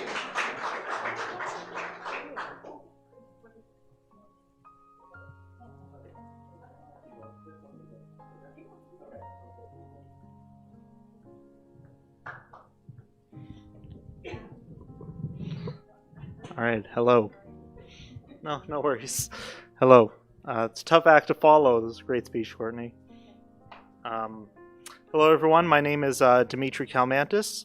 I've been working at the film camp since 2018 as an instructor, and I actually attended the film camp as a camper along with Courtney back in 2015. Now, the thing is, anybody who knows me has known that I'm obsessed with movies. I always have been since I was like 4 years old. Like, I think I was 4 years old when I said I wanted to be a film director, and then my parents were like, okay, yeah. And then eventually, my mom saw this movie I made at film camp, and she's like, okay, he's kind of serious about this. And yeah, so I'm still pursuing it, but I think without the film camp, I wouldn't have had the confidence, like Courtney was saying, to actually go through with it and kind of pursue it as a career, because it's always something I wanted to do, but it wasn't until the film camp that I started to do it seriously. Because I had this sort of thing when I was a little kid where I would go downstairs in my basement and I would say to my parents, I'm going to go filming. And then I'd go downstairs and I'd run around and kind of imagine shots and imagine huge fantastic sequences, and then I would just come up and we wouldn't speak about it again, so basically I was just doing that, and film camp gave me a way to put that imagination and those ideas and get them on camera and put them into somewhat of a coherent narrative, and that's sort of what I've been working with since. And after my first year at film camp, I actually, as a camper that is, I actually made a film that summer, and I got it into the Windsor International Film Festival. So I was pursuing it, and without the film camp, I wouldn't have actually applied to WIF, I don't think. It gave me the confidence to do so, and the instructors there and Amanda, everyone was so welcoming and kind that it gave me the confidence to do that. And ever since, after that, I was working on some other short films over the rest of my high school sort of education, and I would rent equipment from Amanda in the film camp, and I've just been, a few of those films actually have been playing on CFTV, which Amanda is running as well. So yeah, and then once I started going to film school in 2017 at the University of Windsor, the year after that I started working at film camp, and it's been a different experience being an instructor as opposed to a camper, but the same feeling is still there. I'm having fun by sharing my passion with other people, and having fun actually engaging with like-minded people like Courtney and everyone here, and also the kids. Like Courtney was saying, it's great to learn from the kids and see what kind of skills they bring to the table and how you can foster their sort of education and their skills, and to see yourself in them is really, really cool and important. So I don't know, without the film camp and the film center as a whole, I don't think I'd be where I am today. So I owe everything to them. So basically, that's all I have to say, and I hope everything runs smoothly in the future. It's a great center. All right, thank you.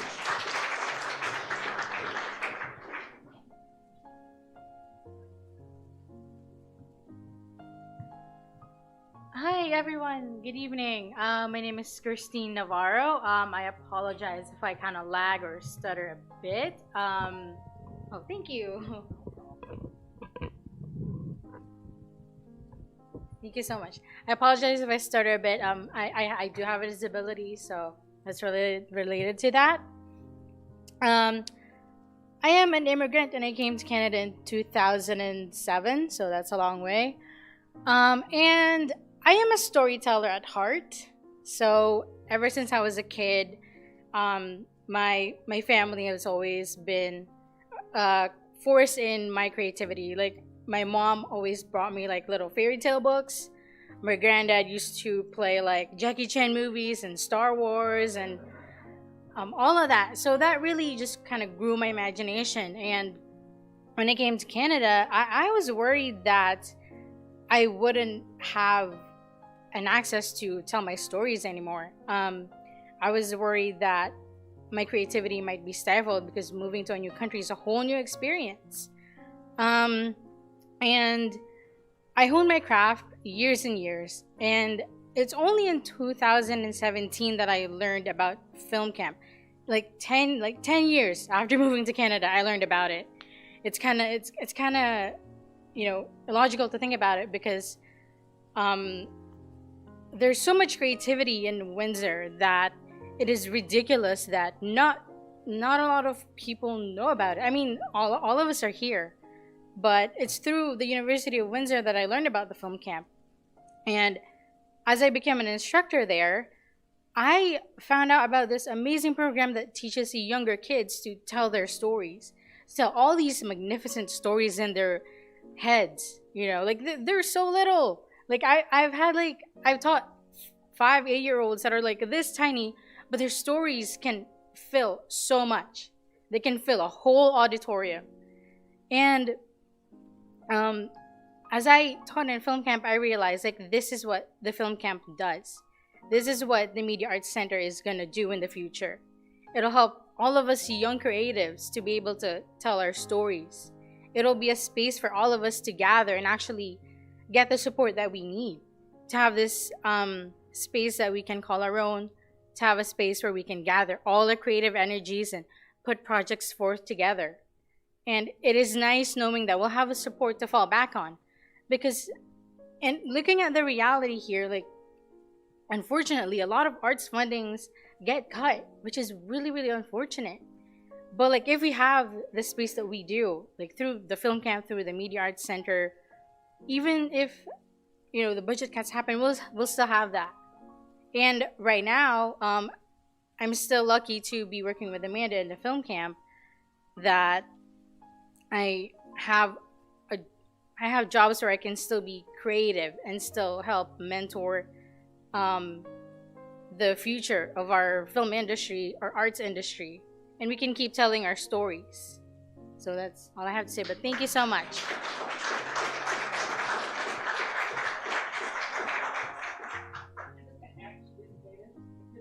Because my hands are like oily.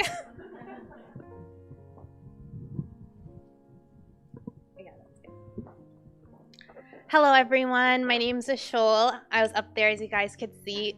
I'll tell you guys a little bit about my story and how I got here. So I found my interests in media and communications actually my 12th year at St. Joseph's High School, where I took some media classes and I really knew that that was for me. I was so passionate about it.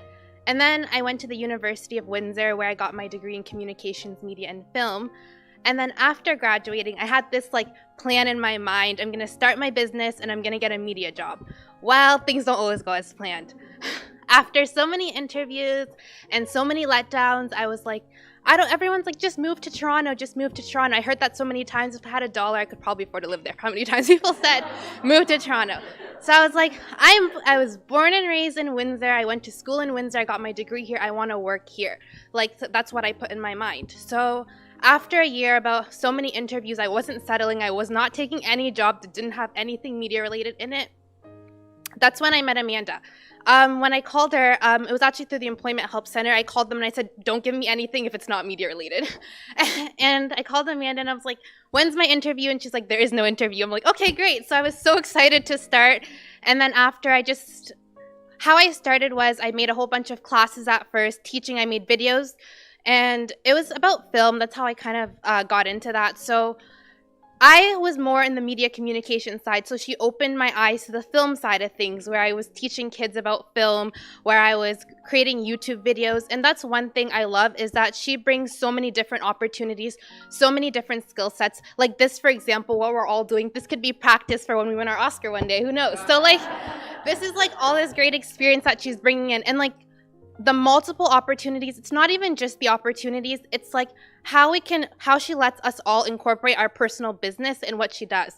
So everyone can kind of incorporate a little bit about what they do into the center. So I started Dark Power, a brand that's about the representation and empowerment of dark-skinned women in the media, in positions of power and roles that are not stereotyped, the poor woman living in the project, no money, instead of the lawyer, the boss woman. So that's what I stand for, and she's allowing me to incorporate that in the things I do. For example, the Master Shot Summit where I'm the marketing coordinator for. So yes, I did get my media job in Windsor eventually. So she let me be the marketing coordinator for that. So I have so much experience with promoting, going to meetings, doing different things, as well as I have a dark power session at that summit. So because of Amanda, I can incorporate some of the things I do into some of the things she does. So she's creating a future for media in Windsor. So when students graduate from the university or the college, they don't have to hear move to Toronto, move to Los Angeles, move to New York. They can start here and eventually go there after getting enough experience. So she's amazing, she's caring, and writing these grants takes a long time. I know because I have experience writing too. It takes a long time. So she doesn't have to do it for everyone, but she does. She's also creating another opportunity for me and the girl you see over there, Loki, to start a talk show in Windsor where we were writing a grant about. So that's something that we were also working on. So just like endless opportunities that she's bringing to Windsor for so many students, recent graduates, as well as people who haven't even graduated yet. So the only thing is getting it out there more, and if people can hear about this, there's something for everyone. I'm so thankful for Amanda. She's amazing. She goes above and beyond, doing things she doesn't have to do, changing so many people's lives, and she deserves all the credit in the world for this.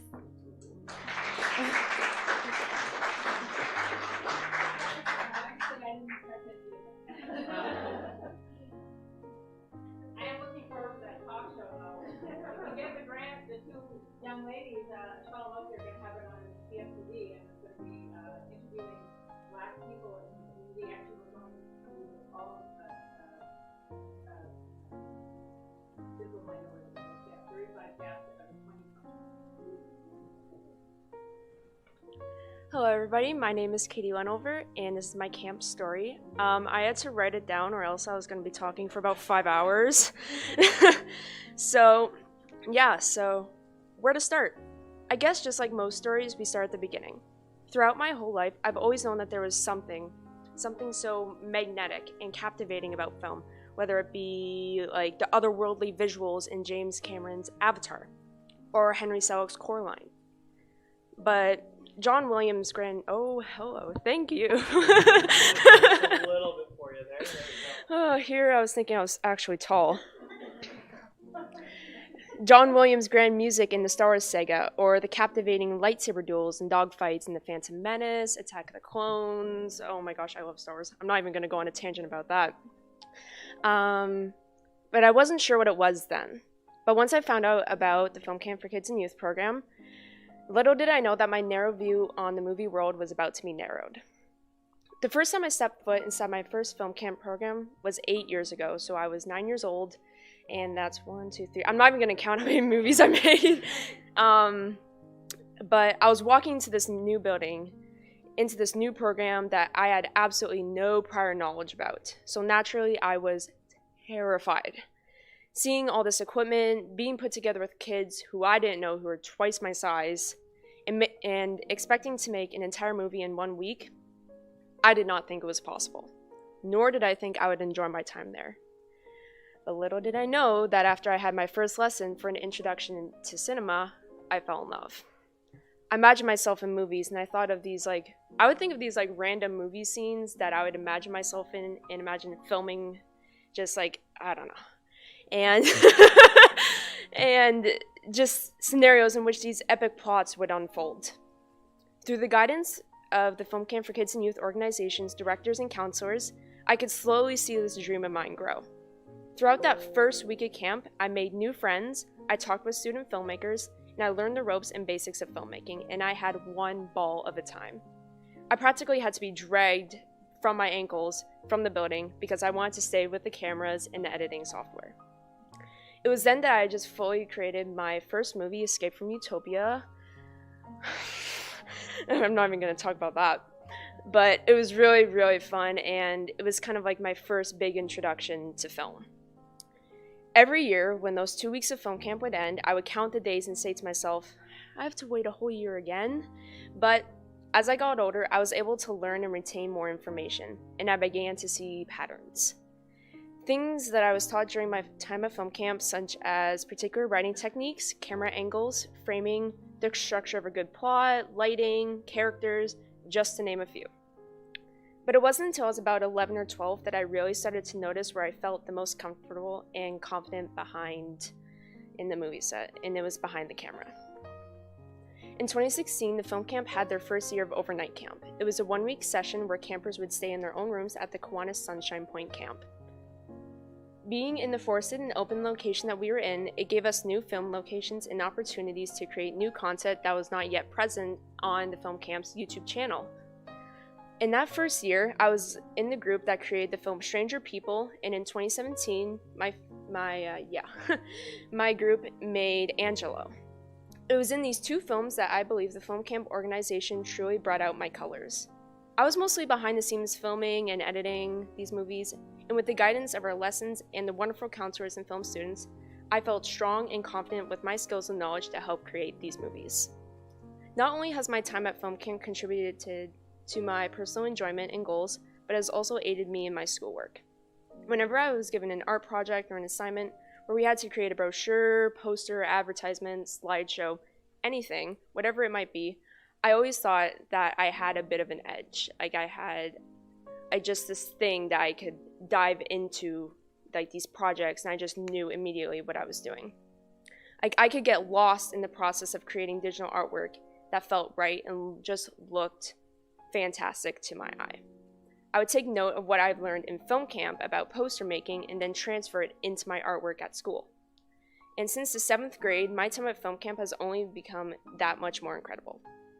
Every single year, I yearn to go back and create more movies, to film scenes, and to create interesting visuals, to layer and create sounds. This drive kept me going in this creative wonderland and still keeps me going in school. I currently attend Walkerville Collegiate Institute, and I'm a part of the WCCA Media and Visual Arts program. My time at film camp will always have a place in my heart where some of my fondest memories lie. It brought out the best and creative parts of me and has truly opened up my eyes to see the opportunities that lie ahead of me in the film industry. I want to thank every single person who I've been in the film with, all of my counselors, including Courtney and Christine and Dimitri. I want to thank the film students, the volunteers, and full-time workers, and at the head of it all, Amanda Gelman, the person who brought it all together to create this wonderful program that has changed my life forever. I plan to attend the University of Windsor and study film production, and it has always been my dream to become either a cinematographer, a camera operator, or a director. And recently I've started working on my very first independent movie script, and I still don't know how to launch it, so I'm still in the beginning stages, but I'm hoping to make that into my first independent film. This never would have been possible without the Film Camp for Kids and Youth organization, so thank you. Thank you for being some of the best parts of my life. You have shaped me who I am today, so be proud and look to the sky. For every person who steps into this program, you might have changed their lives. I don't know where I would be without you guys, so thank you for everything.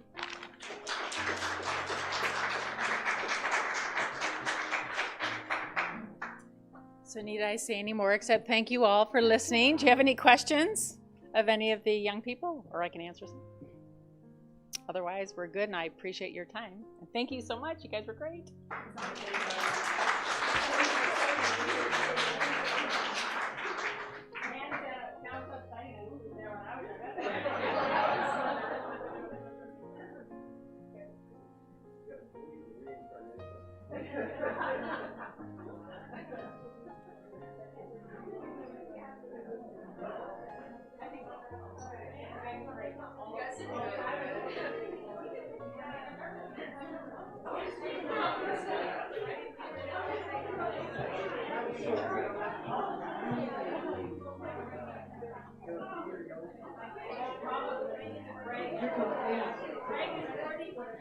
Oh, it's getting late.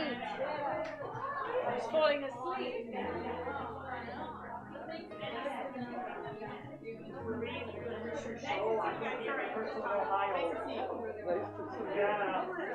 I'm coaching our country's good.